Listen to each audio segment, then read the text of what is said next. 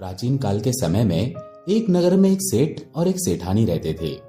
उनके पास अन्न धन की कोई कमी नहीं थी, लेकिन वो लोग अपने जीवन में कभी भी कोई दान दक्षिणा, कोई धर्म पुण्य का कार्य नहीं किया करते थे। सेठ सेठानी की कोई संतान नहीं थी। जिस जगह पर उस सेठ की हवेली थी, उसी के पास एक पीपल का वृक्ष था और उस पीपल के वृक्ष पर एक सुंदर सी चिड़िया घोंसला बनाकर रहती थी। चिड़िया के दो छोटे छोटे बच्चे थे। चिड़िया रोज नगर में दाना पानी चुगने के लिए जाती और दाना पानी चुगने के बाद वापस अपने घोंसले में आती और अपने बच्चों को खिलाती। वो रोज उस सेठ के घर पर भी जाया करती थी, लेकिन वहां पर उसको एक भी दाना नहीं मिलता था और चिड़िया वहां से आगे चली जाती। वो चिड़िया अपने मन में ये सोचती कि पूरे नगर में सबसे बड़ी हवेली इसी सेठ की है और ये बहुत धनी व्यक्ति है, लेकिन फिर भी ये कभी किसी को दान नहीं देता, कभी किसी भिक्षु को भिक्षा नहीं डालता, कभी कोई धर्म का कार्य नहीं करता, कभी किसी मंदिर में सहयोग नहीं करता, ना ही कभी पक्षियों को ये दाना डालता है। ये सेठ बड़ा कंजूस है। एक दिन चिड़िया सुबह के वक्त अपने घोंसले से उड़कर उस सेठ की हवेली पर जा बैठती है।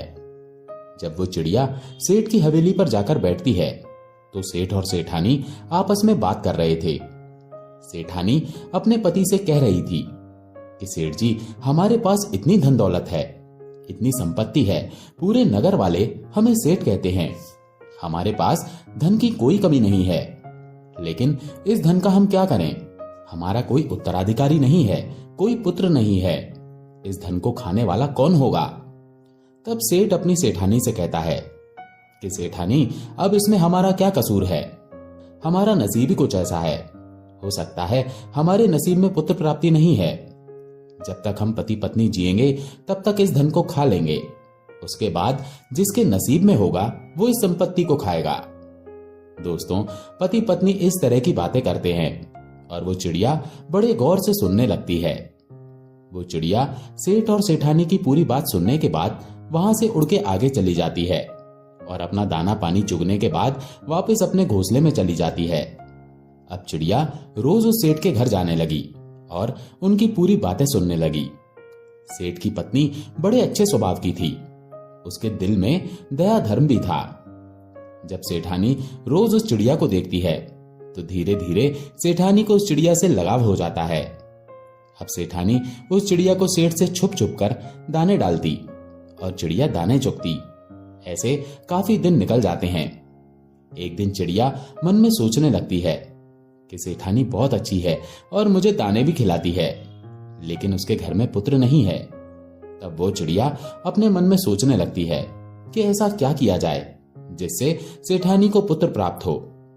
चिड़िया सोचने लगती है कि एक स्त्री जब तक मां नहीं बनती है तब तक उसका स्त्री होना ही बेकार होता है। एक स्त्री का दुख एक स्त्री ही समझ सकती है। एक स्त्री को सबसे बड़ा सुख तब मिलता है जब वो मां बनती है। यही सोचकर चिड़िया बड़ी दुखी हो जाती है और चिड़िया सोचने लगती है कि इतनी सीधी सादी सेठानी है, रोज मुझे दाना खिलाती है। ऐसा मैं क्या करूं जो इसके घर पुत्र जन्म ले और इनको पुत्र की प्राप्ति हो। वो सोचने लगती है कि मैं ऐसा क्या करूं।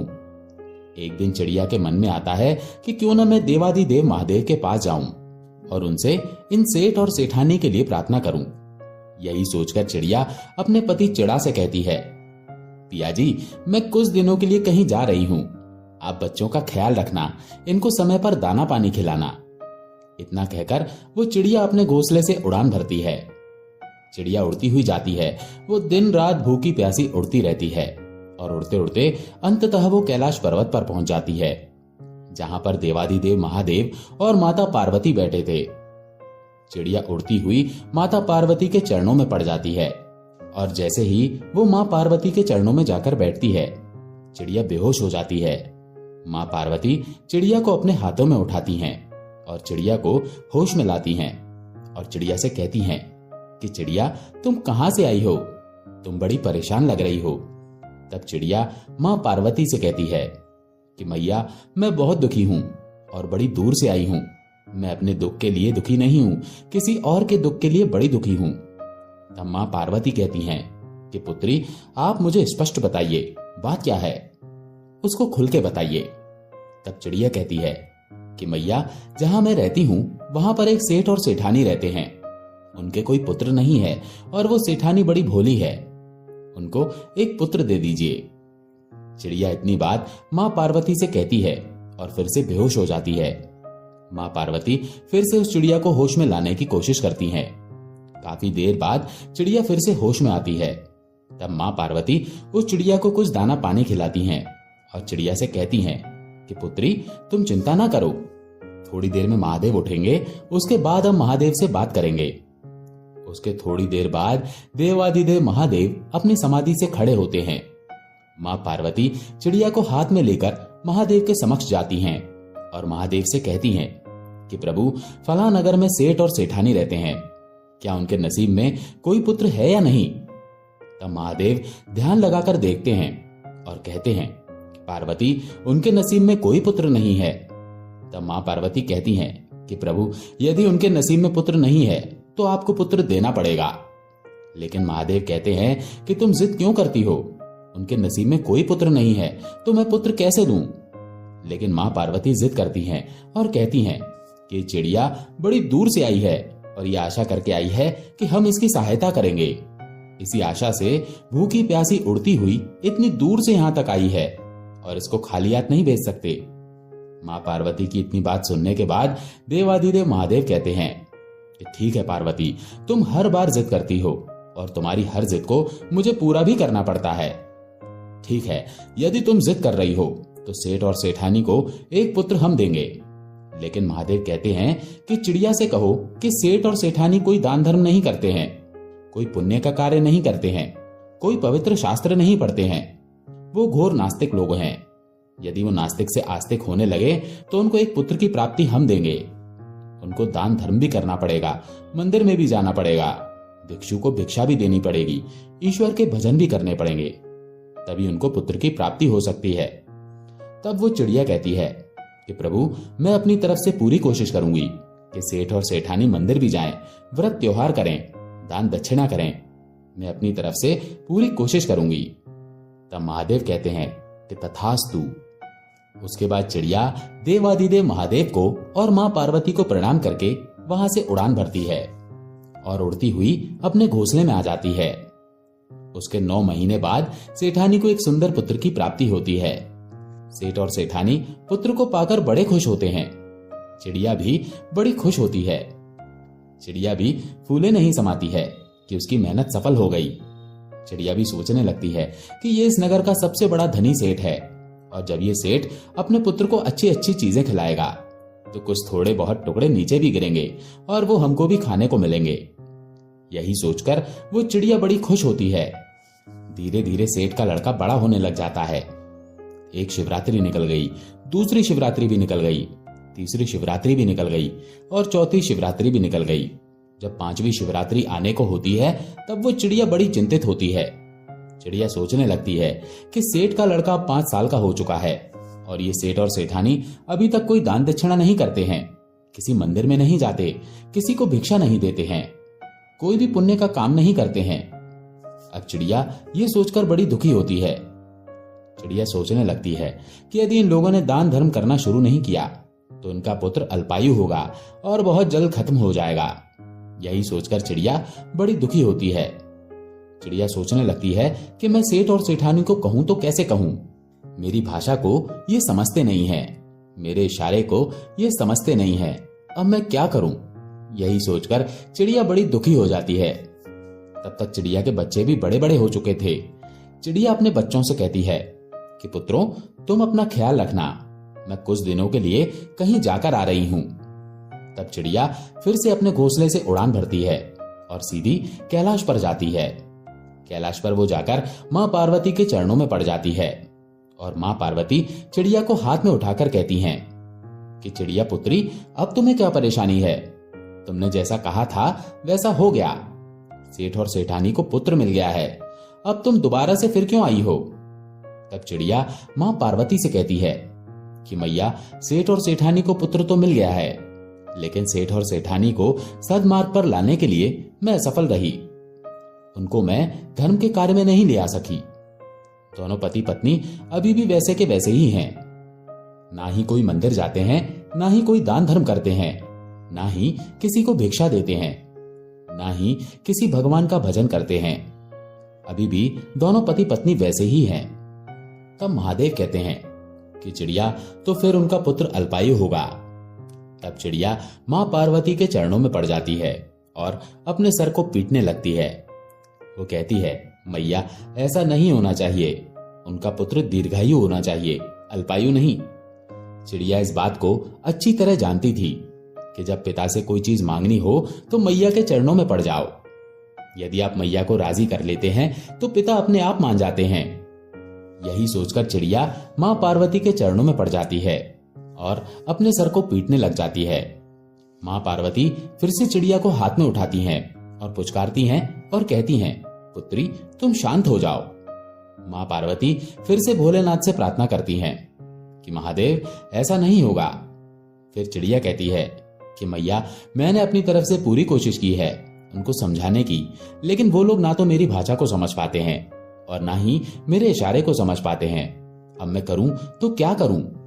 तब चिड़िया कहती है कि मैया, आप और भोले बाबा दोनों यदि वहां जाकर सेठ और सेठानी को सद मार्ग पर लाएं तो बहुत अच्छा होगा।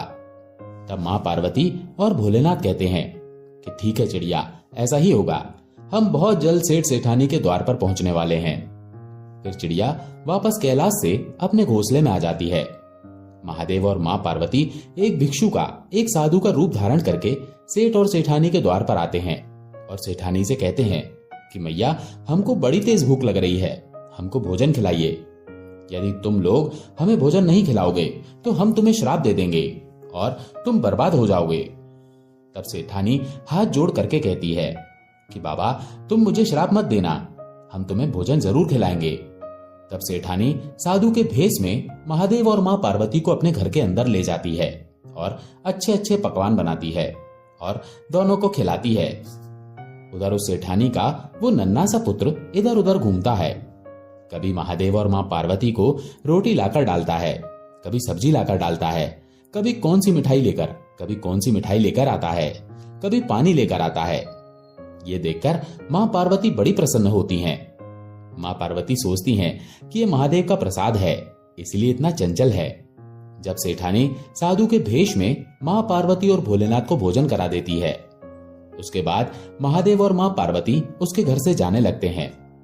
तब सेठ और सेठानी दोनों आते हैं और हाथ जोड़कर कहते हैं कि बाबा, हमसे कोई सेवा में कमी रही हो तो आप हमें क्षमा करें, लेकिन श्राप ना दें। तब महादेव कहते हैं कि सेठ सेठानी, ध्यान से सुनो, गलतियां तो तुमने बहुत की हैं और गलतियां करते ही जा रहे हो। यदि इसी तरीके से रहे तो तुम्हारे पुत्र को घोर संकट आने वाला है और तुम्हारा पुत्र बहुत जल्द इस दुनिया से अलविदा हो जाएगा। तब सेठ और सेठानी साधु के भेष में भोलेनाथ के चरणों में पड़ जाते हैं और कहते हैं कि बाबा, हमें कोई मार्ग बताइए, हम क्या कर सकते हैं? बुढ़ापे में जाकर हमें एक पुत्र प्राप्त हुआ है और हम इस पुत्र को खोना नहीं चाहते हैं। तब महादेव कहते हैं कि खड़े हो जाओ और ध्यान से सुनो। आज के बाद यदि तुम्हारे द्वार पर कोई भी आता है तो वो खाली नहीं जाना चाहिए। दान धर्म करो, तालाब बनवाओ, कुएं खुदवाओ, लोगों की सहायता करो, परेशान जीव जंतुओं की सहायता करो, धर्म पुण्य करो और महाशिवरात्रि का व्रत करो, ईश्वर की भक्ति करो, ईश्वर का भजन करो। महादेव इतनी बात कहते हैं। तब दोनों पति पत्नी हाथ जोड़कर महादेव के चरणों में पड़ जाते हैं और कहते हैं कि बाबा, हम ऐसा ही करेंगे। और सेठ और सेठानी से महादेव कहते हैं कि तुम्हारे घर में जो ये पुत्र खेल रहा है, ये तुम्हारे नसीब में नहीं था, ये एक चिड़िया की मेहनत है जो तुम्हारे यहां से उड़कर कैलाश तक पहुंची है और कैलाश तक जाने के बाद महादेव और पार्वती से विनती करके ये पुत्र मांगा है। ये उसकी भक्ति का फल है जो तुम्हारे घर में आज एक नन्हा सा पुत्र खेल रहा है। तब सेठ सेठानी कहते हैं कि बाबा, वो चिड़िया कौन है? तभी वो चिड़िया वहां आती है और महादेव और मां पार्वती को प्रणाम करती है। ये दिन महाशिवरात्रि का था, जिस दिन महादेव और मां पार्वती सेठ और सेठानी के घर आए। सेठ और सेठानी के घर मां पार्वती और भोलेनाथ अपना पूर्ण रूप धारण करते हैं और सेठ और सेठानी को दर्शन देते हैं और चिड़िया की भक्ति सफल होती है। बड़ी धूमधाम से सेठ और सेठानी महाशिवरात्रि मनाते हैं और महाशिवरात्रि का व्रत करते हैं और साथ में चिड़िया भी व्रत करती है और देवादिदेव महादेव के दर्शन पाकर वो तृप्त हो जाते हैं। उनकी महाशिवरात्रि सफल हो जाती है। जो लोग महाशिवरात्रि का व्रत करते हैं उन लोगों पर भी देवादिदेव महादेव की ऐसी ही कृपा रहे जैसी सेठ और सेठानी पर रही और चिड़िया पर रही। तो मित्रों, आज की कहानी यहाँ खत्म होती है। हम उम्मीद करते हैं कि ये कहानी आपको जरूर पसंद आई होगी और इस कहानी से आप ढेर सारी प्रेरणा लेंगे। आप सभी का बहुत बहुत धन्यवाद। जय महाकाल। हर हर महादेव।